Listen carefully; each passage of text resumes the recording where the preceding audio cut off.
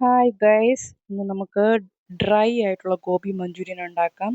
അതിനായിട്ട് ഞാൻ ഒരു 2 കോളിഫ്ലവർ എടുത്ത് നന്നായിട്ട് വെള്ളം ഒഴിച്ച് അതിൽ കുറച്ച് മഞ്ഞൾപ്പൊടിയും കുറച്ച് ഉപ്പും കൂടി ഇട്ട് തിളപ്പിക്കാനായിട്ട് വെച്ചിട്ടുണ്ട്.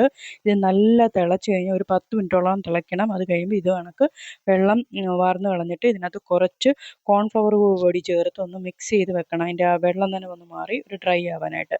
പിന്നെ നമുക്കിപ്പോൾ 3 ടേബിൾ സ്പൂൺ കോൺഫ്ലവറും പിന്നെ 2 ടേബിൾ സ്പൂൺ മൈദയും സോയാ സോസും ഇഞ്ചി വെളുത്തുള്ളി പേസ്റ്റ് ടൊമാറ്റോ സോസ് ഇതെല്ലാം ഇട്ട് കുറച്ച് pepper powder garam masala powder 2 table spoon Kashmiri chilli മുളക് പൊടിയും ആവശ്യത്തിന് ഉപ്പും വെള്ളവും ചേർത്ത് നന്നായിട്ട് മിക്സ് ചെയ്തെടുക്കണം. ഇതിൻ്റെ അളവുകളെല്ലാം ഞാനിവിടെ എഴുതി കൊടുക്കുന്നുണ്ട് കേട്ടോ. അപ്പോൾ വീഡിയോയുടെ ലെങ്ത് കൂടാതിരിക്കാൻ വേണ്ടിയിട്ടാണ് പെട്ടെന്ന് പറഞ്ഞു പോകുന്നത്. നന്നായിട്ട് മിക്സ് ചെയ്തിട്ട് ഈ കോളിഫ്ലവർ എല്ലാം ഇതിനകത്ത് ഒന്ന് മുക്കി നമുക്ക് നല്ല തിളച്ച എണ്ണ നല്ലപോലെ നല്ല വെട്ടി തിളയ്ക്കുമ്പം അതിനകത്തോട്ട് ഇതിട്ട് നന്നായിട്ട് ഫ്രൈ ചെയ്ത് എടുക്കണം.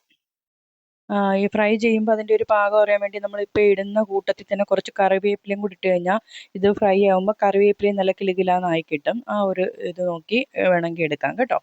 അപ്പം നന്നായിട്ട് കണ്ട് ഞാൻ ഫ്രൈ ചെയ്ത് കോരി മാറ്റിയിട്ടുണ്ട്. പിന്നെ നമുക്ക് ഇതിൻ്റെ ഒരു ബാറ്റർ പിന്നെ ഇതിനകത്ത് കറിക്കകത്ത് ഒഴിക്കാൻ വേണ്ടിയിട്ട് മൈദപ്പൊടിയും കോൺഫ്ലവറും സോയാ സോസും കുറച്ച് ടൊമാറ്റോ സോസും ഇച്ചിരി വിനെഗറും എല്ലാം കൂടെ ചേർത്ത് ഒന്ന് മിക്സ് ചെയ്തെടുക്കുക. ഇതിൻ്റെ അളവെല്ലാം ഞാനിവിടെ എഴുതി കാണിക്കുന്നുണ്ട് കേട്ടോ. അപ്പോൾ അതുകൂടെ നോക്കി ചെയ്താൽ മതി. എന്നിട്ട് കുറച്ച് വെള്ളം കൂടി ഒഴിച്ച് മിക്സ് ചെയ്ത് റെഡിയാക്കി വെക്കണം. പിന്നെ ഈ കോളിഫ്ലവർ ഫ്രൈ ചെയ്ത എണ്ണ തന്നെ നമ്മൾ എടുക്കണം. എടുത്തിട്ട് അതിനകത്തോട്ട് കുറച്ച് ഇഞ്ചി വെളുത്തുള്ളി പേസ്റ്റ് നന്നായിട്ട് ഒന്ന് വഴറ്റിയെടുക്കണം.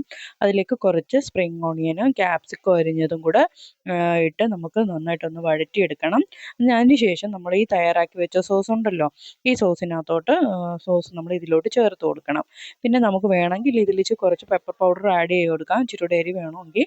പക്ഷേ അതിൻ്റെ ആവശ്യമില്ല. പിന്നെ ഒരു ശകലൂടെ വേണമെന്നുണ്ടെങ്കിൽ അത് കുറച്ച് പച്ചമുളക് അരിഞ്ഞതും ഒക്കെ ഇതിനകത്ത് ചേർത്ത് കൊടുക്കാം. എന്നിട്ട് ഇതിനകത്ത് നന്നായിട്ട് മിക്സ് ചെയ്തെടുത്ത് കഴിഞ്ഞാൽ നമ്മുടെ ഡ്രൈ ചില്ലി ഗോബി റെഡി.